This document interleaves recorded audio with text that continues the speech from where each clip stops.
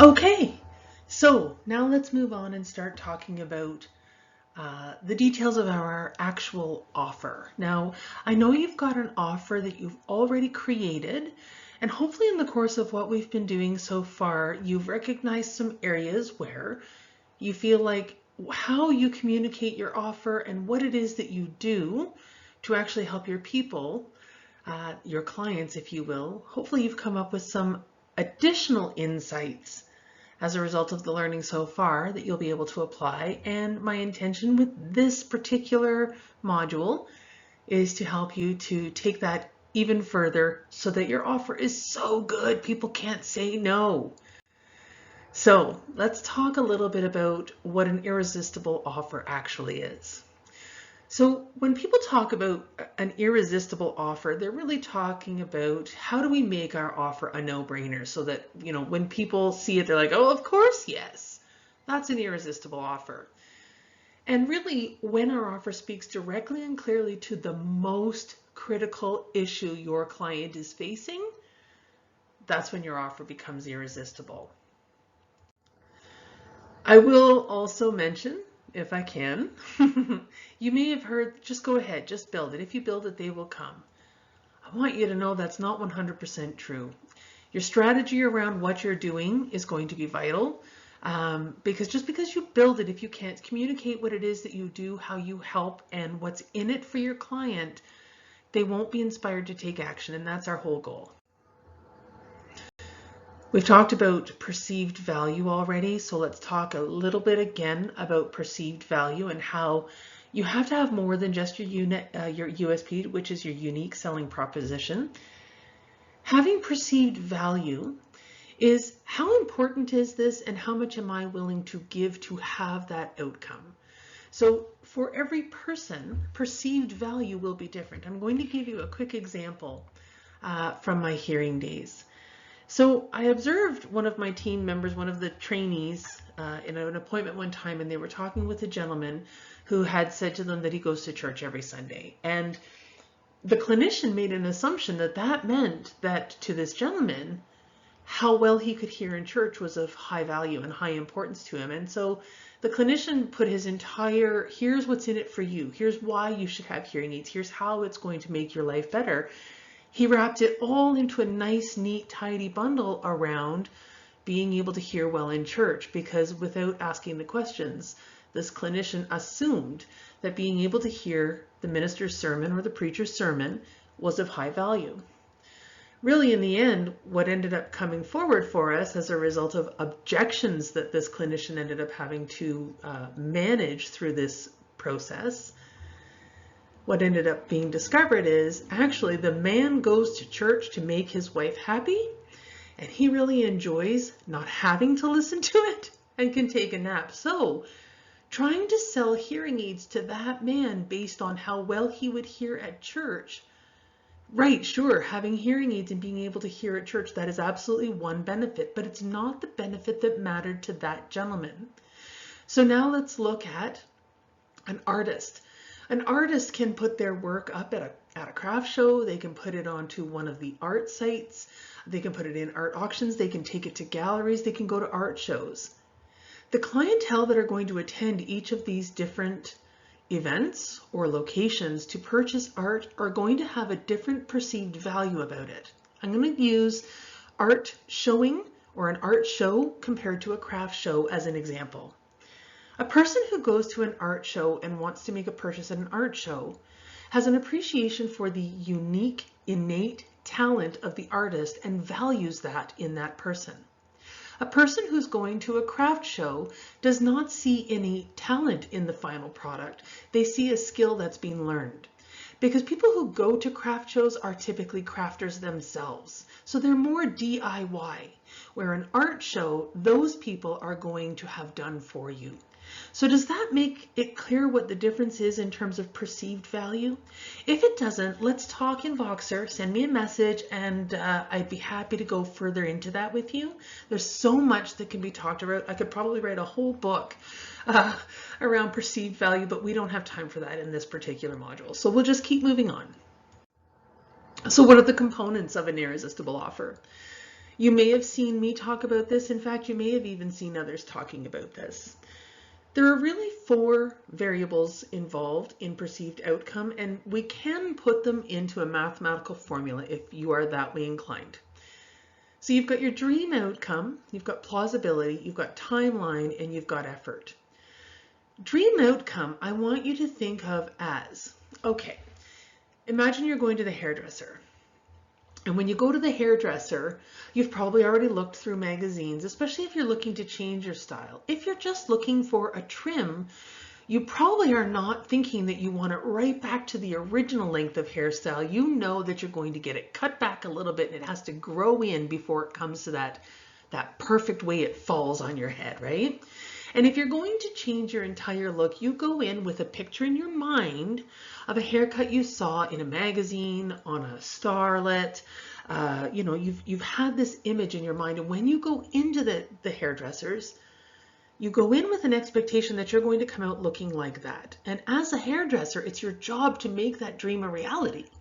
So for me, the dream outcome for my clients is to be making $10,000 a month every month. That's the dream outcome.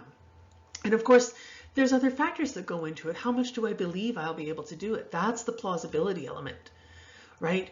I could get to 6 figures, but I need a full year to do it, compared to I can get you 6 figures in 3 months. Somebody who hears that I can get you 6 figures in 3 months is suddenly imagining all of the time, effort, and learning that has to go in it, and how much they'll never have a social life, how they'll have no freedom because they know they'll be working. That might make that dream outcome less appealing for them. However, if you said to them that you would do it over the course of a year, they might think, okay, so I can break that down into chunks. And as humans, we are much more likely to find something believable when we can break it down into chunks. So our goal is to break it down into what's the smallest chunk of outcome that I can provide in the least amount of time, with the least amount of effort, that I still believe is achievable. That's what we're trying to go for with our irresistible offer. So let's talk about that dream outcome again. I want you to start with your positioning in terms of understanding what your dream outcome that you offer is. So in terms of positioning, understanding and defining your niche is absolutely essential, because then you know to which market you're selling. You can be able to identify what are some of the specific markers of my ideal client. And then you can go and find that audience. You can find your people, and then you can draw them into your world. But the first thing you need to understand is what kind of help are you selling, right? And then from there, you really want to make sure you do know who your ideal client is, or who you believe they are. Because quite often when we're starting up, who we think we're going to be selling to evolves. And so right now, as of today, who do you believe your ideal client is? And if you've done the ideal client exercise, you've got a pretty darn good idea. And if you haven't yet, you will probably want to do a little bit of that before you start truly defining your offer. Although really, guys, these two pieces go hand in hand, and they're going to affect each other back and forth. And as you're doing your market research, you're going to uncover ways that you need to tweak and refine and drill down even further, so that you are actually dealing with the specific kinds of people you want to deal with, who have the specific kinds of problems that you can solve. And then the final question is to ask yourself, why do I believe it's so hard to sell this kind of help to those ideal clients? All right, so we're going to take these questions one at a time. What type of help are you selling? This is your positioning question number 1. You have probably seen these little trees before, right? Knowing that wealth, health, relationships, and personal development are the 4 primary positioning categories is pretty widely available in the Facebook world, in the online world, and in the coaching world, right? This notion of having 4 primary positioning points: wealth, health, relationship, and personal development. All of us who are in business are providing a solution that eventually leads back up to one of those 4 main categories. But if you are starting off and saying, I'm a health coach, right? I'm a relationship coach, it does not actually convey to your audience, whether that's the friend that you're speaking to, on the phone, the lady you've run into at the grocery store lineup, the prospective client that you're speaking with in DMs, or anything else, right? A collaborator, for example. If all you can say to somebody is, I'm a health coach, then really, you're not really defining what it is that you do, and people won't be able to instantly go, oh my gosh, I know so-and-so could use your help. I might send them to you. So being able to clearly express to others what it is that you do and how you help does more than just bring your clients to you through organic marketing. It can actually also help to develop your referral network, which is an excellent thing. So let's dive into these just a little bit, right? So wealth, health, relationships, and personal development, those are the big outcomes. The second level, though, let's look at relationships, for example. So under relationships, there's so many different ways. Think of all of the relationships you've got in your life. So maybe it's about your marriage. Maybe it's about your relationship with your mother. Maybe it's about having more time with your kids. Maybe it's about creating meal planning, or I don't know, lots of different things under relationships. Personal development, on the other hand, this one is all about my internal world, right? So you've got wealth, where it's all about growing income, making profit, saving on costs, but it's all about money that's going in and out of our bank account, right? So if you think about it, all business coaches really fall under the wealth category. Business coaches are not specifically helping with mindset. If you are a mindset coach, then really you're a personal development coach, because as we work on our mindset, it affects much more than just our business, right? So that's why I push those guys up into personal development rather than into a business. Like, even if they are a business coach, I push them more up into the personal development rather than wealth. But let's look a little bit more at these and taking them down. And I want you to remember, for the sake of ease of communication in marketing, you've literally got like seconds to make an impression and show what your USP is. And the best practice in the marketing world suggests that if you can keep your niche statement down to no more than 5 words, you're spot on. If you've got it as more than 5 words, you may still be a little bit too fluffy. Now, that being said, I don't mean to include I help is not really it, but when we're talking about niche, who, right? Who? And I've got a little statement that I'm going to show you at the end of this that's kind of like a template that will help you to be able to stick any niche into a great statement that conveys what it is that you do very quickly. Okay, excuse me, sorry about that. Okay, so let's take the wealth example, all right? So under wealth, I had said that there's lots of different possibilities under there, but really wealth in itself, anytime you are helping a person to increase their top line or reduce their bottom line in any way, shape, or form, that would fall under wealth. And as a result, I would suggest that all business coaches come under wealth. Even if you're helping with employee engagement and doing other HR related things, really the goal of those things when you're working with another business, your goal in helping to improve employee morale, employee engagement, employee retention, any of those things, although yes, that's about the humans, really for the business, it's about the money.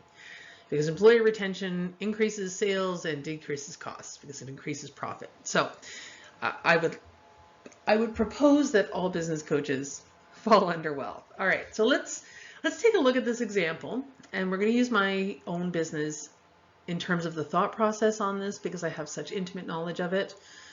Let's go that way if we can. So as I was looking at mine, I went through this process. I knew that I wanted to be, or that I was going to be a business coach, and that I was going to be working with women to increase their income. I knew that I wanted to help women achieve a 6-figure annual income. And if I were to say, you know, I help female entrepreneurs achieve a 6-figure annual income, that's great, but it's also very vague. Too vague, in fact. And why? Because millions of women in business could potentially want that outcome. But how does sifting through millions of women's messages and requests for coaching help me increase my sales? Well, it could if I have all of that time to sift through them. If I have the ability and the time and the capacity in my business to actually be speaking with all of those women and kind of doing that weeding process of, oh, you're not qualified in the sense of you're not at the place I need you, or you're past there. So understanding that you'd have to spend a lot of time on that. So why not let your content do that for you? And that's kind of the goal of what we're doing here, is we're trying to make sure that our content will do that for you. We want to weed those few out that aren't actually fitting our program starting point. So the next thing I said to myself is, all right, so what do I know about my ideal clients? I knew I wanted to teach them how to achieve a 6-figure year. Okay, great. How do I do that? Well, when it comes to increasing income, everything is about, income equals revenue in larger business.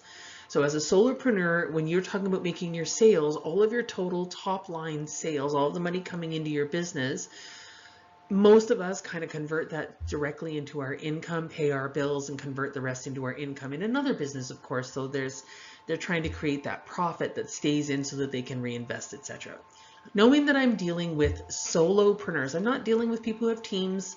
I'm dealing with women and men in that as well, who work on their own. They're independent in their business. They're wearing all the hats, and they're looking to create a 6-figure business, right? So you have ways that you can increase sales. There's 4 different ways that you can increase sales, but really in order to increase to get to the 6 figures, you couldn't cut costs to get there. For example, you would have to actually increase your sales. So that one was kind of a no-brainer in itself. It made it pretty obvious. But in terms of getting to 6 figures, part of that whole selling thing, I needed to ask myself, are my ideal clients having difficulty getting people to make appointments? Are they having difficulty actually achieving the sales? Have they had that, 5-figure month? Have they had that $10,000 month here and there? So they have the ability to get there. They just don't know how to do it consistently. What is the real root of the problem for my ideal client? That's what I really needed to understand, right? So as I drilled down, I continued to think, okay, so where are they? And what I discovered for myself, oops, sorry, something just slid on me there, so forgive me while I get back to my notes. It was really an understanding that my client has enough leads coming in to actually achieve their goal based on their price and all these other things. I knew that. Really, it was about they're not closing enough sales once they get onto the call, right? So knowing that, I needed to then understand a little bit more about there. And so it continues to drill down. But if I go back for just a second, if I can, creating the consistent income requires systems, absolutely. But having a system in itself is also not going to get you more money in your bank account. It's how you work the system that matters. And so this is why, see, as you're going through and you're making these decisions and you're asking yourself these questions, my hope is that you drill further and further in on understanding what it is exactly that you do for your clients, right? Where is your ideal client coming into? So for me, I knew that my ideal clients were not going to be in business for more than a year. I knew they were going to be more startup, which would also mean that they needed just that little bit more understanding, like foundation information about how to run a business, how to get a business up and running, and how to grow it, how to make good decisions, how to be forward thinking, how to be big picture view. Because honestly, that's the stuff that I love anyway. So this is one of the reasons I knew I wanted to work with somebody who had been in business for under 12 months. In under 12 months, you've tried all kinds of different things. If you don't have a business background per se, you've probably tried all the freebies. So I knew that my clients were in free. Oh my gosh, I suddenly have the hiccups. Is Tiffany present? I knew this. Sorry, it's an inside joke. I knew that they needed some business foundation learning as well as all of the other things. But I also knew that my strength was not in marketing. I knew that my strength was in how to sell and how to be strategic. So I kind of eliminated this whole notion of generating leads. And although I include a module in this course about generating leads, those are based on my best practices, but I'm not specifically a lead generating expert. Okay, so that doesn't mean that my system for lead generating can't be improved on. You can certainly do different things than what I do and still be successful. I believe that that's true no matter what it is, whether it's sales, marketing systems, accounting, it really doesn't matter. There's always multiple ways to do it. Okay, and let's take another example super quickly. Let's look at the health category for just a moment, right? And whether you're a nutritionist or you're a, you're a weight loss coach, or you're a fitness coach in terms of helping people to build muscle and all those other things, I'd like to take the better runner example if we can, okay? Just because this one was the most fun for me. It was super quick and easy in my mind, even though I'm neither a runner nor am I a running coach. All right, so in your ideal client exercise, you should have been able to clarify where on the spectrum of previous experience your ideal client is, right? Is this person a person who's never run before, or is this a person who's done half marathons before? So you're going to help somebody become a better runner, but what's their starting point? It will impact what you deliver and how long it's going to take. So as you're looking at building your offer, and that's what this is all about, it's building your offer. We said that there are 4 components. It's the dream outcome, it's plausibility, it's the timeline, and it's the amount of effort, right? So when you're telling somebody that you're going to help them be a better runner, you need to understand if they've never run before, or if they're actually expert runners, they've done marathons. Maybe it's somebody who's trying to go from amateur to pro. So where are they on that spectrum? And let's imagine, for the sake of this example, that your ideal client is actually somebody who's a person who's moving from amateur to pro. So maybe right now you're saying, I help amateur runners complete their first half marathon in 90 days, which is very different from I help pro athletes improve their run time, or shave. You might say shave, because if you're in the running world, you might say shave. I help pro athletes shave 60 seconds off their time in 60 days. But do you see how they speak to very different people? I help amateur runners complete their first half marathon in 90 days. That's not going to be appealing to a person who runs full marathons or does triathlons. What if it's a person who does triathlon? I help triathletes improve their run time, right? That helps a triathlete actually improve their overall time. So really what I'm saying to you is that the first step is defining your irresistible offer is to know which of the 4 main categories you line up with. You'll drill down in this person. A person who's turning pro is going to float on by someone who simply says, I help women improve their running, or I help athletes improve their running, or I help, postpartum moms go from couch to 5K and exit. Do you see how by really targeting who it is, where they're starting, and where you're going to get them to makes a huge difference? So you'll see here that even under better runner though, how do you help them become a better runner? Do you give them a special diet? Do you give them cross training? Do you get them into CrossFit? Are you helping them with nutrition, conditioning, or mindset? And even there, are you helping them with equipment? Right? There's all kinds of, are you helping them to, I don't know, get into better, I was going to say tournaments, but that's not the right word. Are you going to try to help them get into better events, better competitions? What is it that you do to help them be a better runner? Because under better runner, there's lots of different things. And what I'm suggesting to you is that the more drilled down you get, I know that there's a lot of resistance to this, but the more drilled down you get, the more clearly your people understand. And I'm hoping that by saying to you, I help people become better runners. If you help semi-pro become pro, if you help amateurs become pro, you need to speak to them very, very differently than you do the couch potato who has finally decided, I need to take my health seriously. Huge, huge difference in where they're starting, and huge, huge difference in where they want to get to. Excuse me. So that would be an example under health, okay? All right, ideal client. We've already spent so much time on your ideal client. I don't want to spend a whole lot more. I just want to remind you, know who your ideal client is. Do the exercises in the previous module. They really will help you to speak directly to that person in your marketing, right? You'll know what their challenges are. She or he will feel like you are speaking directly to them about their specific challenges and even their feelings about it. And this is the thing, you don't need to keep poking on that pain, but you sure do need to understand it so that you can speak to the solution, right? And I know there are lots of coaches who will say, stay in the hole, poke the pain, poke the pain, poke the pain. I'm not one of those coaches. I won't tell you to do that. I'm actually more of a solution focused kind of a seller, and we'll continue to learn more about that. Okay.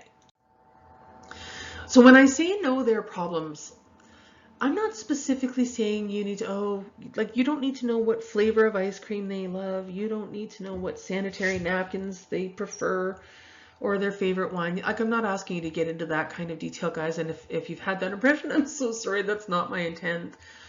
Your reason for diving into who your ideal client though is, like the real reason, it's to know their problems. And the reason to do the ideal client profile exercise is so that you can put yourself in their shoes, so that you can recognize the problems, so that you can actually speak to those, so you can design your offer around those, so that that person goes, oh my gosh, that's me, that's the solution I need, sign me up. Okay? So you can see on the screen there, those were the 4 problems that I knew were the primary problems for my ideal client. They wanted more income and they specifically wanted it to be consistent. They weren't really sure how to build a business because they've never done it before and they've been trying all the freebies, but that's not working because they don't fit together. And then they're not converting clients. So even though their system wasn't great with all the freebies, they've still been managing to get appointments, but when they get on the call, they're not converting. Now, I know myself that the reason they're not converting is a matter of the way that the offer is being communicated in content and that we're not preventing objections. So I know that, and so I'll have done a little bit of a look at somebody's content before they do get on the call, so I'll already have an idea of that. But the other thing I know as a problem for my clients is that whole comparitis and imposter syndrome that's stopping their progress because they've actually got some limiting beliefs and that's stopping them from moving forward, right? I've talked to you many times about how cold DMs are just not my jam. And maybe that is a limiting belief, but it's one I'm happy to find a way to work around. There you go. All right, so this is the ideal client exercise. Ultimately, that's what we're working toward. And what I'm saying to you is down at the very bottom there. Let me see if I've got a pointer. So down at this very bottom here, right? This, what are her problems?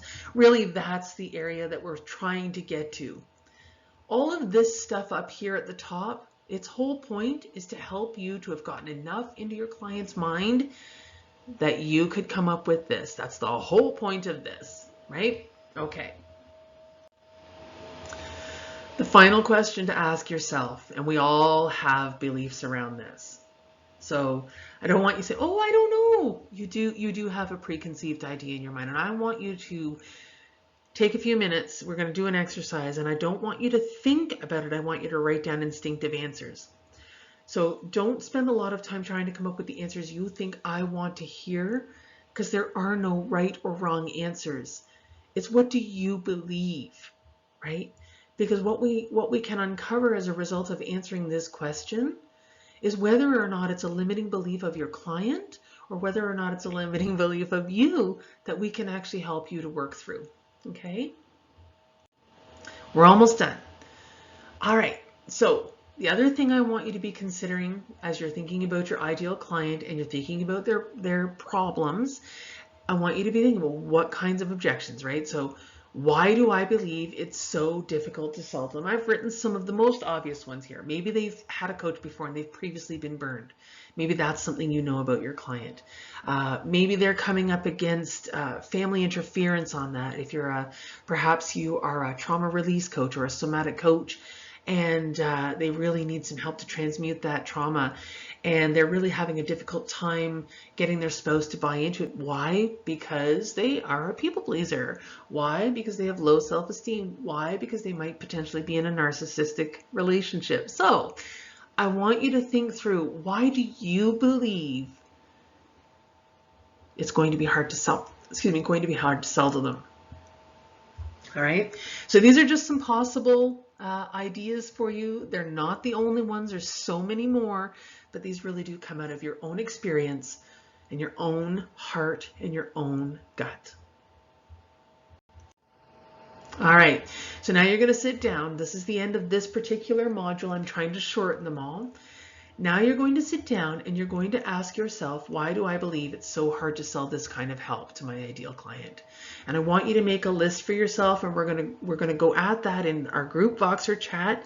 Please share a list in the Voxer chat of the things that you think, and you can just share one or two. You don't need to share your whole list. but share those and let's start working through some of these. All right. And of course, as always, if you've got any questions, feel free to reach out.